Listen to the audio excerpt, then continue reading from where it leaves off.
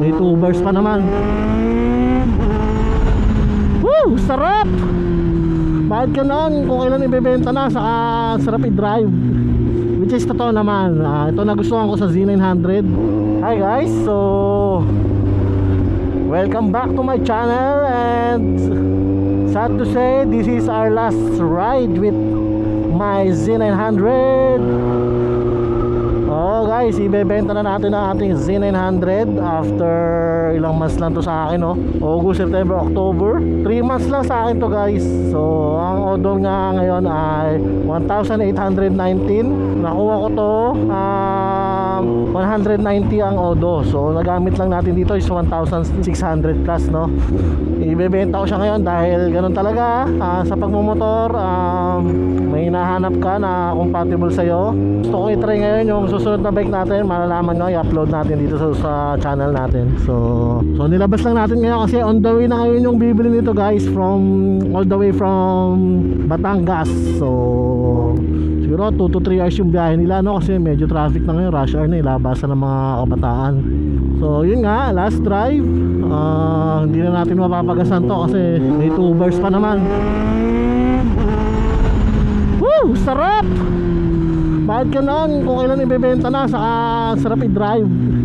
Which is totoo naman. Ito nagustuhan ko sa Z900, napakagaan niya. Tapos smooth na smooth i-drive. Yun lang, talagang gusto kong i-try yung 1000cc na may quick shifter tsaka auto blip. So yun.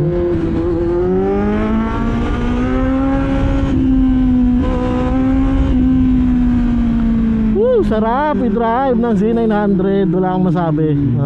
Magsisi kaya ako na ibinenta ko to. So malalaman natin, no, pag nakabili na tayo ng susunod na bike natin. Abangan nyo kung ano yun. So sa mga subscriber ko dyan, huwag kayong mag-alala dahil tuloy-tuloy naman ang ating pag-upload. Meron pa tayong mga motor na naiwan. Nga pala, no, na 2 hits tayo in one day. Kanina nakuha na rin yung ating ADV 160 na black. So yun, no guys, benta na natin itong ADV after 2 weeks. Papalit tayo ng white. Hindi natin ipapakita si Kuyang buyer kasi nangihiya eh. Ayan, bagong bago. So yung reason niya na kung ba't ko gusto ng white, sabihin ko na lang sa inyo pag nag-ride ako. Sa close mo na lang, kuya. So yan na yung ating ADV. Babay na sa ADV. Nabenta na natin. Hanap tayo ng puti naman sa susunod. So yun guys, 1 week old. So nagpalugi tayo doon ng parang ano, no, mura lang naman, mga 4,000 pesos yung nalugi natin sa ADV. Kung since mataas pa ang resale value niya ngayon kasi nga ayaw magpa-cash ng ibang dealer, ang taas ng SRP.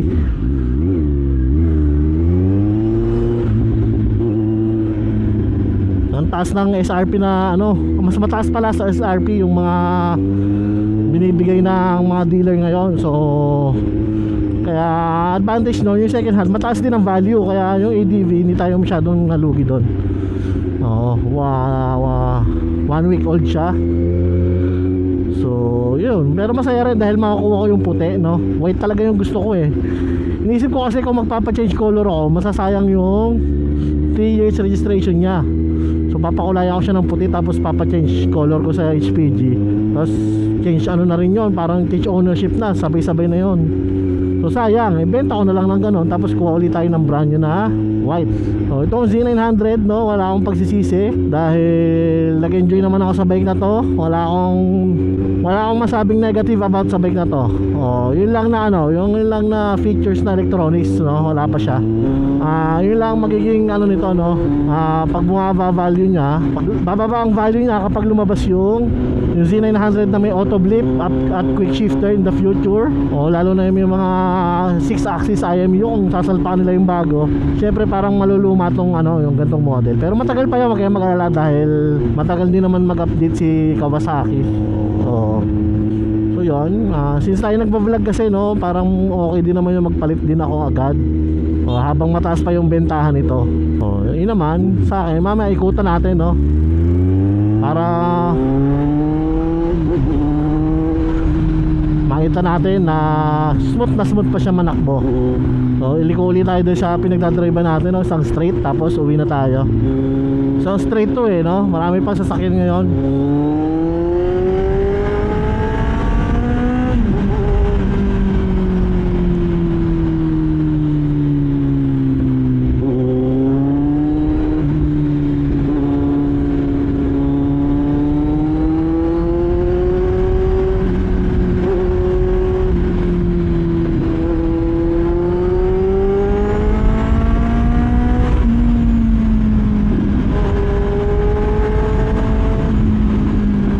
Grabe oh, sarap i-drive talaga ng Z9, no? Lalo na pag naka-SC project.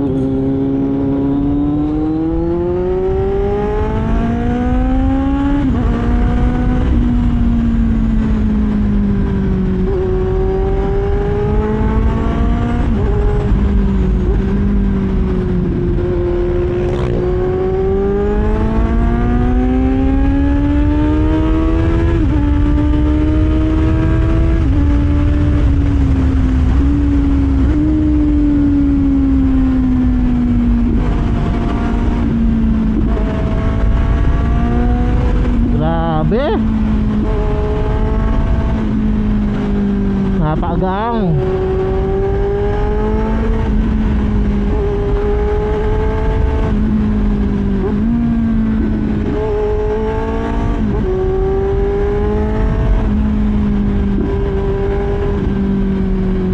Sabi nga, no, don't do something stupid. So kung ayaw mong maaksidente, huwag kang gagawa ng hindi kaya ng katawan mo or ng skills mo. So mag-drive ka lang na ayon sa kakayanan mo para maiwasan mo yung mga aksidente. Minsan kasi kaya ng isip mo, pero yung skills mo talaga hindi pa naman kaya.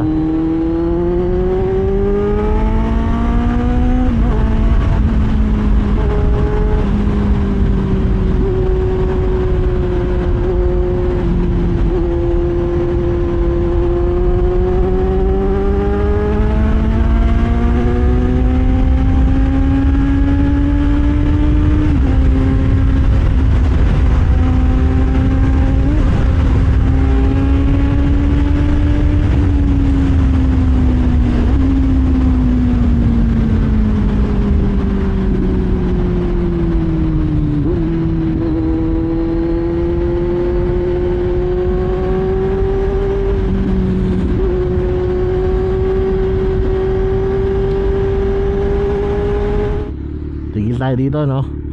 Pakita ko pakita ko lang sa inyo, no, one last stop bago dumating ang ating buyer.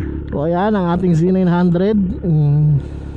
My last day na my ride, ang aking one of my favorite 949cc engine, naka SC project na carbon, naka bread box delete. So ayan guys, huling bomba. Grabe ang tunog yun, no? Suabe. So yun, no guys, hanggang dito na lang yung vlog natin. Abangan yung susunod nating bibilhin. Sana makabili tayo ng maayos na bike. At hopefully hindi natin pagsisihan yung pagbebenta nito. Pero palagi hindi naman, dahil hindi naman natatapos sa isang motor yung journey natin sa pagbablog. Marami na tayong naibentang motor before, at wala naman tayong pagsisisi. At sana alagaan ka ng susunod na owner. So yun, no guys, thank you. Have a nice day. Uwi na tayo. 1 bar na lang. Hi guys, so dito tayo ngayon sa Daang Hari. Actually yung buyer natin ng Z900 ay hindi pa marunong magmotor na big bike. So ito magiging first big bike niya, kaya nagpadagdag na lang tayo ng konti para ihatid doon sa kanila sa Tanawan, Batangas pa guys. Kaya nandito tayo ngayon sa Daang Hari para ihatid sa kanya itong Z900. Nandun sila sa likod ko. Gamit nila yung pick up, kaso wala silang panali at wala ring rampa. Kaya naisip ko na lang, dagdag sila ng konti, ihatid ko to doon. Sinama ko yung Kymco S400i. Nagsama tayo ng isang pinsan para kasama natin maghatid, no.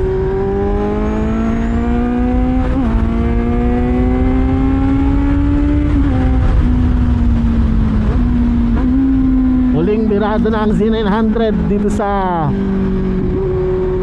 Danghari Road. Ito ang so naka green light, abutin yata sila.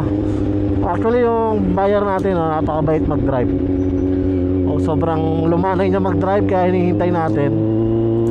No pick up yung dala niya pero kapag may open road hindi siya umu-overtake hinihintay niya talaga. Kaya yun, hintay natin sila dito.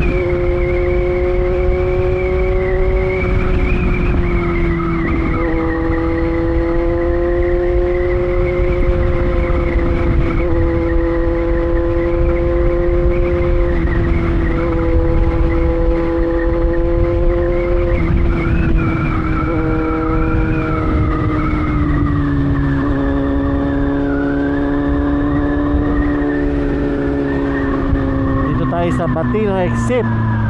Gano'ng katagal kaya tayo maghihintay dito Kalamba pala to end na natin to, haba na nung video.